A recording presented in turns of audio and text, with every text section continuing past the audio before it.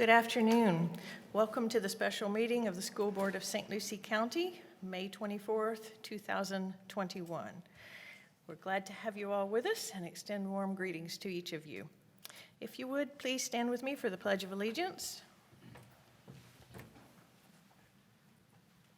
I pledge allegiance to the flag of the United States of America and to the republic for which it stands, one nation, under God, indivisible, with liberty and justice for all. Thank you. You may be seated. Mr. Superintendent, we have one board action item to come before us today. We will receive your recommendation. Thank you, Madam Chair. Before I make the recommendation, just want to make a couple of comments. As the board's aware, we met on May 11th. We agreed that we made a decision to go optional for the summer programs that we have in place. After that meeting, we got a lot of calls from parents, from staff members wanting to know really about the fall and what would the action be for the fall. In talking to the health department, where the cases continue to go down and down across our county, the country, and the state, and in light of the FDOE, Commissioner Corcoran recommending strongly that masks be voluntary in the fall, I'm going to come with you a recommendation today that will talk about the fall, or effective June 7th. What I do want to say is that the cases continue to go down. You can see the data from our school centers, about 2 a day. Our face coverings will remain mandatory until the last day of school, which is June 24th. So nothing will change this academic year. We have 2 weeks left in the year. We'll remain that. Mr. Superintendent, before you go further, it's June 4th. What did I say? 24th. Just want to get it corrected. Wrong county. I'm in the wrong county. Okay.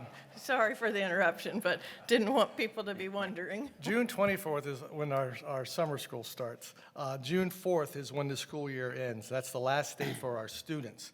And so face coverings will remain mandatory until the end of June 4th. We're going to continue to follow all the protocols that we talked about before. We're going to continue to closely monitor what happens in our school centers on a daily basis and work closely with the health department. We are in the process now of giving vaccinations, not us, but through community agencies and the health department to students that are 12 and older. I know that the health department will also be doing a mass vaccination at the Finn Center in June for 12 and older students.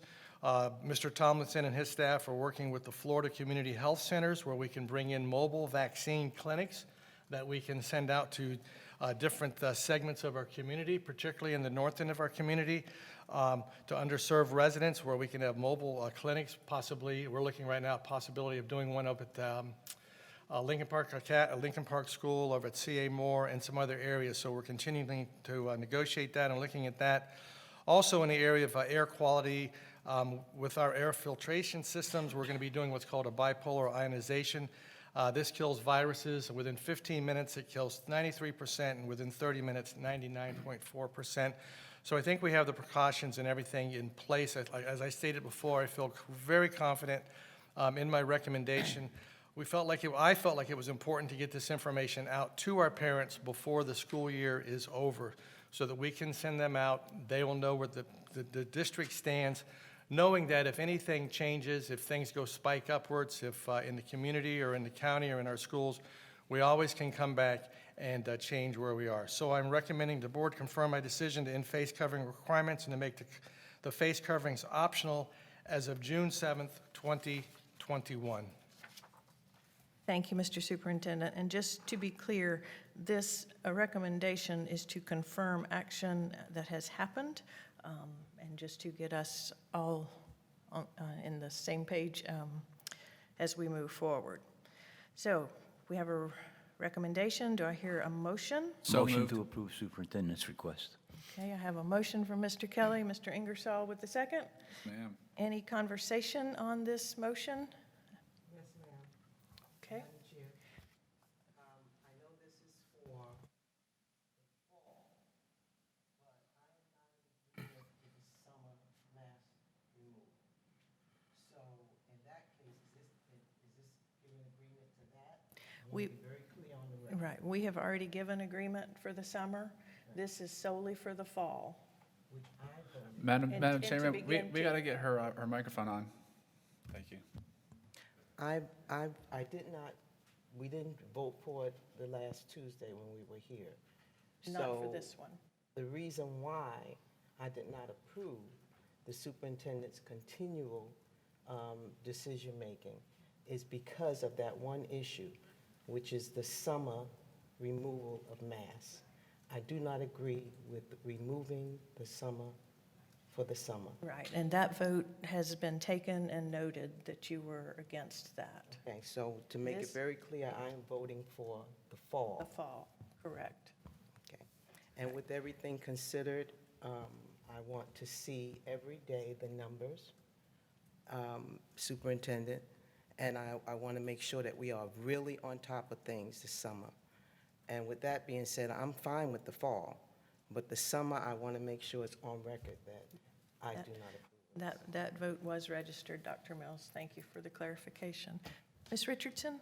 Yes, thank you, Madam Chair. So I want, Mr. Gent, if you could explain to me the air quality, is it in all schools? I missed something in the translation. Yes, let me bring up Mr. O'Leary, and he Please. can, the question, Mr. O'Leary, what will happen in all schools? Sure. Good afternoon, Board Chair. Ms. Richardson, yes, currently we have it at 12. We will be doing the rest of the school sites before the beginning of school, and all schools will have that mitigation at all sites for the next school year. We'll be working over summer putting that in. Okay, all right. As long as that air quality, that Correct. is the, And that's one process of many. Obviously, our filtration systems, our filters that we have in place in the program that we currently have in place. So this is one tool. We have many tools for our air filtration throughout all to provide quality indoor air for you. okay, but I know that we are changing out, or whatever it is, these. The filters? Not just the filters, but we are new AC, HVAC system in 3 schools already. That is correct, yes, ma'am. Are there any other schools? How long is that going to take? Remind me.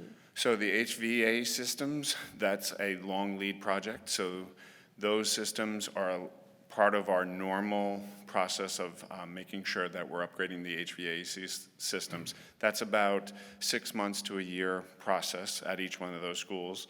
That doesn't mean those systems aren't functioning. They are functioning as well. The bipolar ionization projects that will be at all schools we'll be doing simultaneously through the summer to add that tool into our air quality system as well at all school sites. And it's going to be ongoing, the other schools are, that The other needs the 3. HAC, we're The going to. HVAC projects, correct. Okay, Yes, ma'am. fine. Thank you. Yes, ma'am. Any other comments or discussion? Mr. Ingersoll? Yes, ma'am. I know this is way out in the future, but I hope that we also, and I know the CDC somewhat runs this, but that we're not as stringent on quarantining our students as we have been, and that also we don't have as much stress and seating charge and more work for teachers. I hope that eventually we can relook at our policies towards this to go back to some type of normalcy, because a lot of our students had issues in schools because they sat in the wrong spot and got quarantined.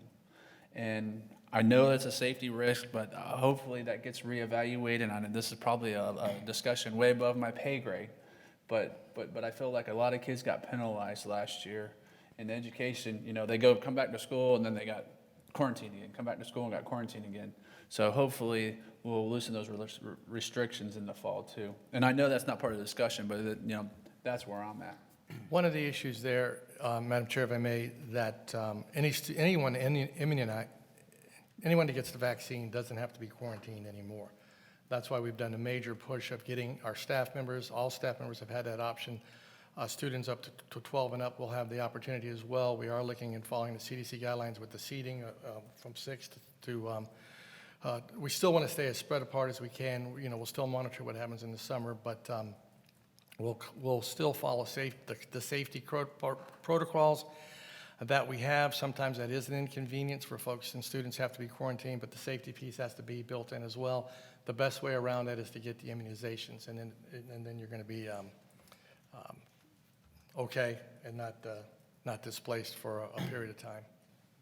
Superintendent, do we have a number on our employees that have been versus have not been vaccinated? We think the majority have. That is something that we've asked them to voluntarily share with us, but we're not allowed to ask them specifically if they do. I haven't really heard any negativity on that from any groups regarding that, but it was made available to all of our employees. We were one of the first in the area to do that. And but I don't have specific numbers on that, except that from what we hear and from what we hear from schools and from principals is that a lot of staff members did that. The one thing we can keep up with this summer, though, is to make sure every day we get an account of. We'll who- continue just like we're doing now. We'll continue. Mrs. Harrington and Bill will continue to have a daily update as to what we're doing right now and monitor what's happening in our schools when summer school kicks in. I'm sorry, Madam Chair. Ms. Richardson? Also, one of the things that I'm looking at, and I'm going to go back to the HVAC, the AC thing, is that I would like, just maybe in the beginning, just for me, to see which schools have the most quarantine, which schools have the most quarantine, and see if there's a correlation between the school's HVAC and the quarantine. So I would like to probably see if there is any correlation between that also, because my ultimate goal is to keep our students and our teachers or educators safe as we go, mask or not to unmask or unmask in the fall. Thank you. Thank you. Mr. Kelly? Yeah, Mr. Gent, I want to ask you, this is for the general public that might be watching this. It probably would have been more appropriate for Mr. O'Leary, but I'm sure you can tell me. The ionization that we're putting in all the schools, and probably had it already, this is not, some parents or some people don't know what that is, and this is nothing that's going to hurt anybody. It's No, not no, This is the blue light, Mr. O'Leary, this is the blue light deal that we put in, and it kills all the bacteria and things. It's that, okay, I don't think we need that. But this is nothing that's going to harm anybody. It's a good thing. Right. So it's It good. is. It's an addition to what Mr. O'Leary said. The systems that we have in place right now this year proved that they're adequate and work well. But this is an additional layer of protection for our students and for our staff members. And so that's something that through the CARES dollars and the dollars from the federal government that we were anticipating doing this anyway for next year. So this is anything new. This was in our plan of action for the next school year. Not really for the school year, but for the summer, as quickly as we can get these in place. And staff and Mr. O'Leary have done a great job with that. And that data, Mrs. Richardson, that you're referring to, that's available right now on our webpage. The school, the numbers that are there, and we'll continue to monitor that as well. And the second thing, and I have two more. Second thing is, and I hate to put you on the spot with this one, but it's going to happen. Now that it's up to the parents, 12-year-old little Johnny's in school, and his mom comes down, and is it appropriate for the parent to ask the teacher, is my son, little Johnny, wearing his mask during school? Is it it's going to happen, and I don't know. I mean, The yeah, teachers, they've been yes. That's the mask general- police all year, and I don't know if. Yeah, I mean, if that's the request of the parent and Okay. the teacher is aware of that, then absolutely, just like you would with any other communications of requests that parents would have for their child, whether it's an academic need or Right. a math need, that they would communicate with the parent on that. And that's a great question, but that would be that communication between the teacher and the parent to make sure that whatever the wishes of the parent are being met in the classroom and at the school I'm sure center. you just answered a lot of parents' questions right there. And the last thing I want to ask you, with the mask mandate, are we talking about our building here? Do we still have a mandate that everybody wears masks As in of this June- building? as Or of if you've June had your 7th. double shots? Yeah, as of June 7th, this is district-wide. This is for all of our school buildings in the Okay, district, so including our building. including this building as well. Okay, thank you. Thank you, board members. So we have the motion and the second on the floor. We'll now take a vote. All in favor of ratifying the decision for making mask optional from June 7th forward, please say aye. Aye. Any opposed? I have to oppose. So motion carries I'm on sorry, this is for for the fall. the fall. The fall. You said from June 7th. Well, part of it is this building for the summer. And I spoke erroneously, Dr. Mills, you're right. This motion on the floor today is for the fall, beginning in August, to make mask optional. Okay. There's already an approved recommendation to have optional mask for summer school. That one we voted on. So you are correct. This motion strictly covers what will happen in the fall. For the fall. Okay. Change my vote to yes. Okay. So everyone is clear what they're voting on? As long as it's for the fall, it's a yes. It is for the fall. All the other timelines have been agreed upon already, so. All right, all in favor again, just for the record? Aye. Aye. Any opposed? Hearing none, motion carries 5-0. Ms. Harrison, I'm not aware of any speakers, is that correct? Okay, well, we have no other business to come before us. Oh, Just a reminder, the highlight of why we're here starts tomorrow with our graduations, and that's why Mr. O'Leary was out of breath coming up here. He's been at the track this morning, not only setting up, but running the track as well. But we're looking forward to the next 3 days, 2 a day, starting at 8 o'clock tomorrow morning, of a great time to recognize our students for their 12 and 13 years when they went to kindergarten, and then I look forward to seeing everybody and having a nice celebration with our students and their families. And no rain. In fact, I don't know if it's ever going to rain again. it may not. Well, I have to say, Mr. Gent, I got a jump start on that because I got to go to my granddaughter's kindergarten graduation this morning. So there was no finer way to start the week and to watch those 100+ students receive their little diplomas. So, okay, no other business to come before us. We are adjourned.